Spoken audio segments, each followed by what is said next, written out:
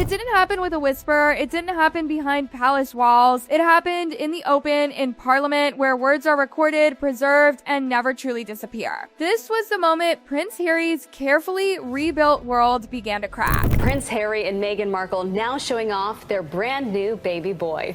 Ian Lee is at Windsor Castle, where the royal couple just introduced Archie.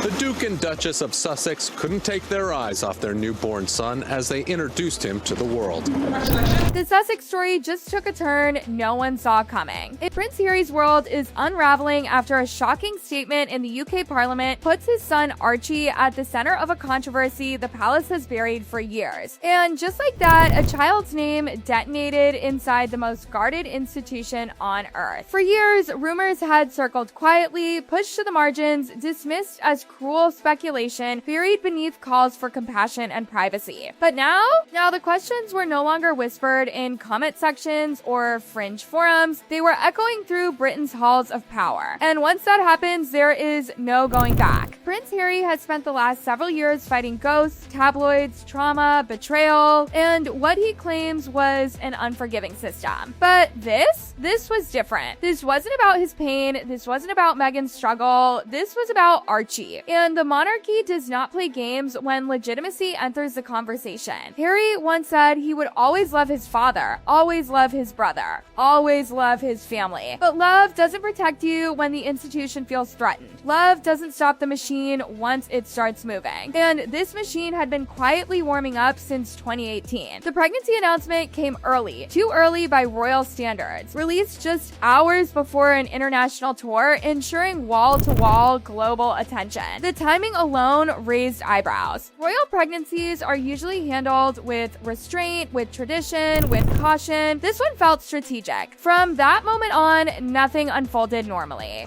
Public appearances followed, and with them, something the palace couldn't control: public observation. Cameras captured angles, side views, walking shots, sitting shots. And people noticed something that would not go away. The baby bump didn't behave like other royal bumps. Sometimes it sat low, unusually low. Other times it appeared high, almost lifted. On some days, it seemed dramatically different within hours. Critics were told to stop speculating. Defenders cited posture, clothing, baby positioning, all medically possible explanations. But the problem wasn't possibility. It was frequency. The bump didn't change over weeks. It shifted between engagements. And once people notice inconsistency, they don't unsee it. The palace said nothing. Silence became the strategy until May 6, 2019. That was the day the carefully managed narrative broke. The palace announced Meghan was in labor, media gathered, cameras rolled, hours passed. And then came a second announcement that stunned everyone. Archie had already been born earlier, Meghan was already home, no hospital steps, no immediate confirmation, no traditional display of doctors' signatures on an easel outside Buckingham Palace, just a notice, no medical verification, no clarity, and then came the wording. Harry was not named as Harry. He was listed as Henry. Technically correct, but historically unusual. He was not styled as Prince Harry in the announcement. And for royal watchers, language is never accidental. Then came the birth certificate change. 11 days later, Meghan amended it, replacing her full legal name with her royal title. Not Rachel Meghan Markle, but her Royal Highness, the Duchess of Sussex. Why erase the civilian name? Supporters called it protocol. Critics called it surgical precision,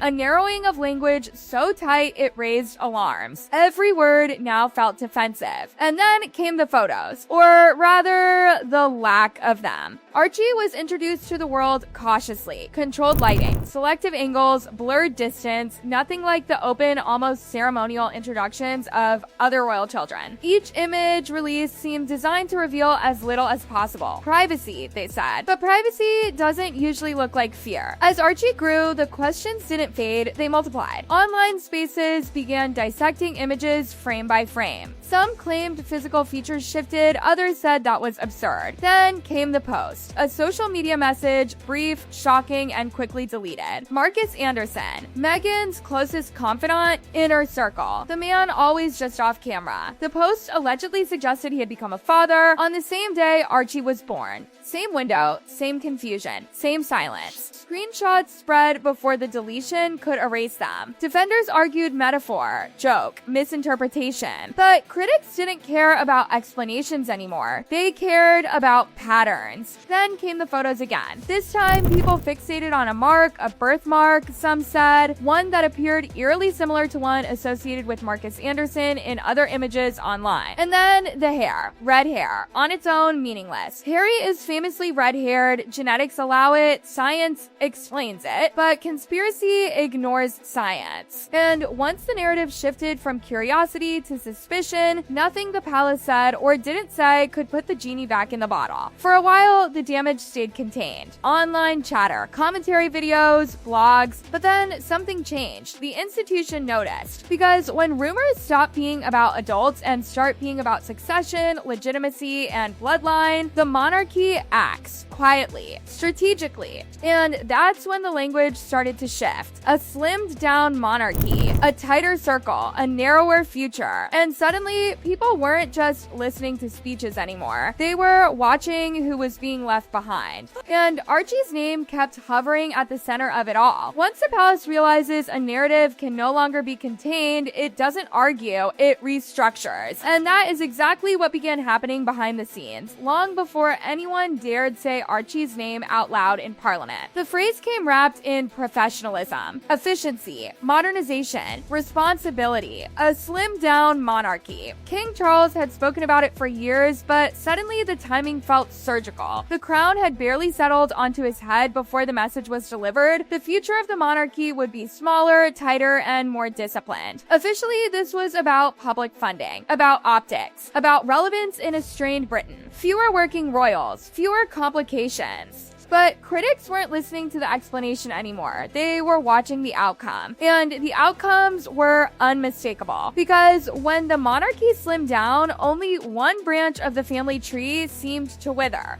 Harry's. At the time of Archie's birth, he was styled not as Prince Archie, but as Master Archie Mountbatten Windsor. Technically correct, technically defensible. But titles in the monarchy are not cosmetic, they are legal signals. Harry and Meghan claimed they wanted privacy, normalcy, a life without the burden of titles, and the palace nodded along. But skeptics asked a sharper question. What if the palace wasn't honoring a request, but preparing an exit strategy? Because once a child is introduced to the world without a princely identity, reversing that later becomes politically messy. Paper trails matter, precedent matters, and monarchy survives by precedent. Archie, sixth in line to the throne, represented something uncomfortable. Not power, but uncertainty. And uncertainty is poison to institutions built on lineage. By consolidating around Prince William's children, the line of succession becomes clean, predictable, safe. And suddenly, a slimmed-down monarchy sounds less like modernization and more like containment. Harry, meanwhile, was already being moved to the margins. When he and Meghan announced their departure in January 2020, they didn't ease out quietly. They detonated the moment. No coordination, no internal alignment, just a public declaration that sent shockwaves through Sandringham. Emergency meetings followed. Queen Elizabeth, Charles, William, Harry. The walls closed in. By the end, the terms were clear. No Harwich usage, no public funding, no official representation, Frogmore repaid. Military patronages suspended. It was exile dressed as choice. 2 months later, Harry was gone. Canada first, then California. And once distance entered the equation, control tightened further. Then came the interview. The Oprah moment didn't just fracture relationships, it obliterated trust. Allegations of racism, neglect, conversations about Archie's skin color, Harry claiming he was financially cut off. The palace responded with restraint. William pushed back publicly. The monarchy's image took a hit, but something deeper happened behind closed doors. Lines hardened. When Harry later released his memoir Spare, whatever patience remained evaporated. Physical altercations, private conversations, intimate grievances, monetized, globalized, permanent. The book sold spectacularly, but every page cost him leverage. From that moment on, Harry wasn't just the spare who left, he became the spare who talked. Invitations grew colder, appearances more distant, Jubilee seating arrangements told their own story. At the Queen's funeral, proximity mattered, and Harry was visibly outside the core. And still, the Archie questions refused to die. Because while Harry fought for security, funding, and narrative control, the the institution fought for something else entirely: continuity. And then came the parliamentary moment. The line had been crossed. Once a child tied to the line of succession becomes part of official discourse, the monarchy must act decisively. Silence is no longer protection, it becomes vulnerability. That's when people started asking if the palace had already made its decision. Not loudly, not publicly, but structurally. Because if Archie is never fully integrated into the royal framework, never normalized, never consistently presented, never institutionally reinforced, then over time, exclusion becomes normalized, not dramatic, administrative. And Harry, for all his defiance, has found himself trapped in the one position he tried to escape, defined entirely by the monarchy he left behind. In America, the Sussex brand surged, then plateaued. Netflix delivered attention, Spotify delivered tension, deals unraveled, partnerships ended, output slowed, public fatigue set in. The grievances that once fueled sympathy began to exhaust audiences, and quietly, strategy shifted. Harry leaned into veterans. Mental health, speaking engagements, corporate roles. Meghan pivoted toward lifestyle branding, controlled aesthetics, domestic aspiration,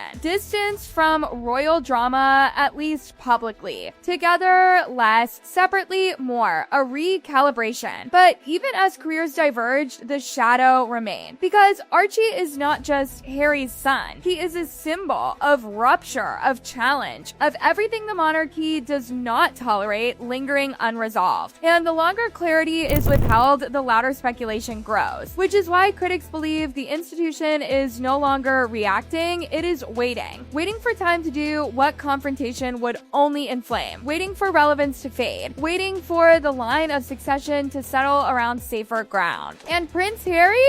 He is left watching the system he fled continue without him, unchanged, unbothered, unrepentant. His world didn't crumble in one dramatic collapse, it fractured slowly. Policy by policy, speech by speech, silence by silence. And now, with Archie's name spoken where it was never meant to be spoken, the question is no longer whether the palace will draw a permanent line. The question is whether it already has. And if it has, there may be nothing Prince Harry can do to step back across it.